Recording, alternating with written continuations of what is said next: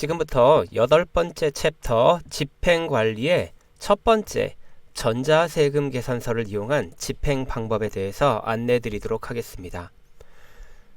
전자세금 계산서를 이용해서 집행을 한 경우에 어떤 방법으로 집행 등록을 하게 되는지 지금부터 함께 보도록 하겠습니다. 먼저 메뉴 위치입니다. 집행관리 메뉴에 집행관리 그리고 전자세금 계산서 관리입니다.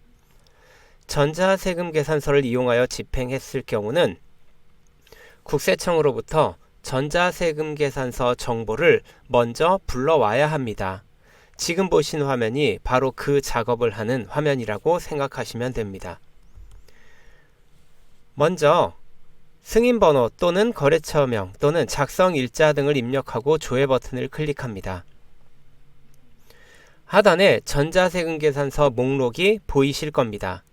하지만 지금 보고 계시는 전자세금 계산서 목록은 이미 불러들여온 목록이고 우리는 새롭게 전자세금 계산서를 이용하여 집행했다라고 가정하고 전자세금 계산서를 새로 등록해 보도록 하겠습니다. 하단에 전자세금 계산서 등록 버튼을 클릭합니다. 전자세금 계산서 조회 요청 팝업 창이 나타납니다. 보시는 창에 전자세금 계산서 승인 번호를 입력하시고 추가 버튼을 클릭합니다. 추가 버튼 클릭하시면 하단에 입력한 승인 번호가 나타날 것입니다.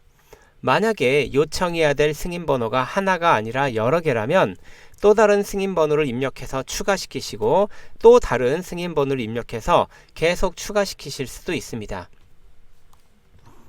조회 요청할 전자세금 계산서 승인 번호가 추가됐다면 우측 하단에 조회 요청 버튼을 클릭합니다. 조회 요청 버튼을 클릭하시면 국세청에서 전자세금 계산서 정보가 보태미 시스템으로 연계되어 들어옵니다.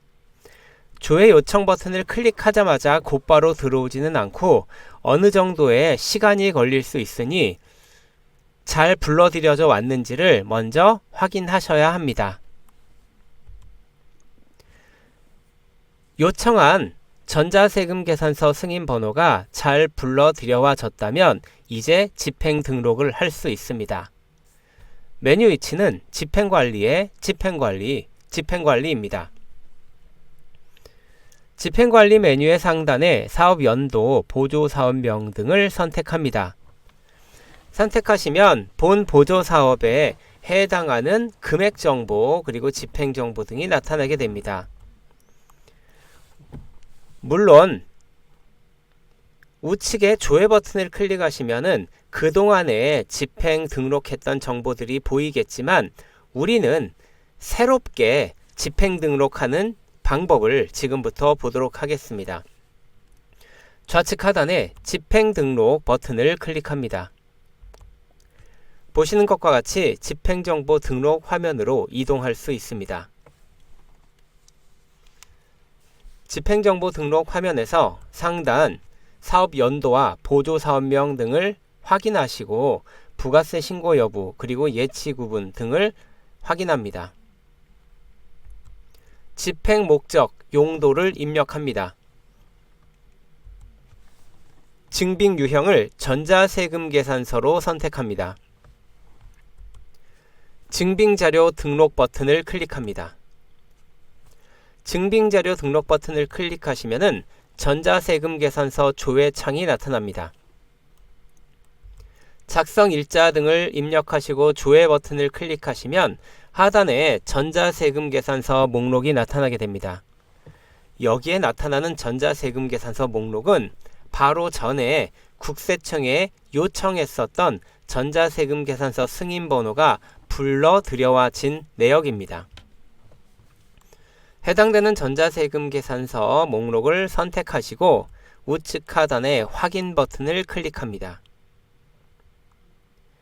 확인 버튼을 클릭하시면 보시는 것과 같이 전자세금 계산서 승인 번호가 첫 번째 증빙 자료로 등록된 것을 보실 수 있습니다. 전자세금 계산서는 국세청으로부터 자료를 연계받아서 반드시 첫 번째, 증빙자료로 등록하셔야 합니다.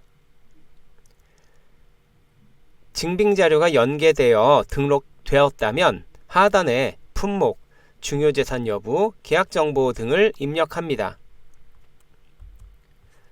그리고 전자세금계산서 승인번호 증빙으로는 물론 부족하기 때문에 하단에 파일 첨부 란을 이용하여 추가로 증빙해야 되는 첨부 파일들이 있다면 이쪽에 등록을 합니다. 파일 추가 버튼을 누르셔서 등록하시면 됩니다. 자치단체에서 집행을 할 때마다 별도의 증빙 파일을 요구하는 경우가 많이 있습니다. 따라서 요구하는 증빙 파일이 있다라고 하신다면 지금 보시는 요 란을 이용하시면 됩니다. 이렇게 연계되어 들어온 정보인 전자세금계산서 승인번호를 1차적으로 증빙으로 등록하시고 두 번째로 여러 가지 증빙 서류가 있다면 파일 첨부란을 이용해서 서류를 등록하실 수 있습니다. 다음으로 재원 정보를 살펴보셔야 합니다. 재원 정보에 집행 가능 금액 확인하시고 행 추가 버튼을 클릭합니다. 행 추가 버튼을 클릭하시면 하단에 한 줄이 새로 생성됩니다. 보조 세목을 선택하시고 금액 정보를 입력합니다.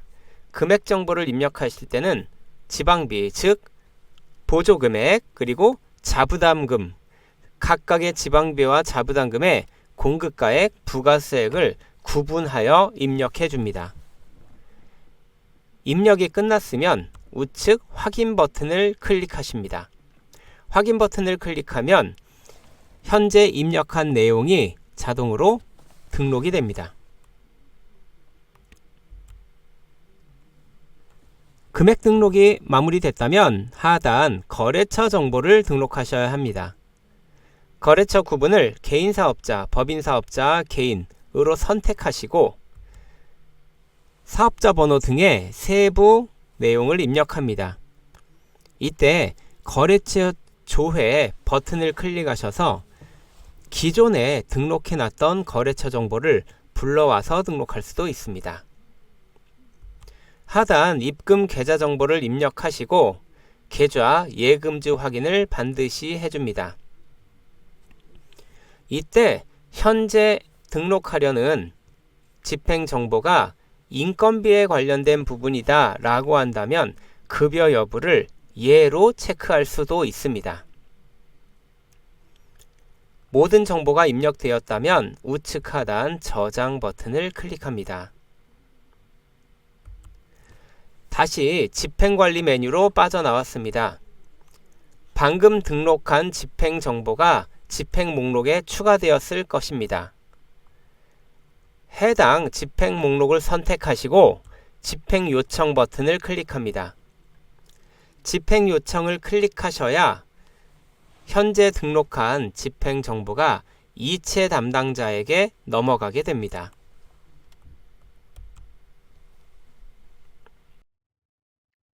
문의사항 안내입니다.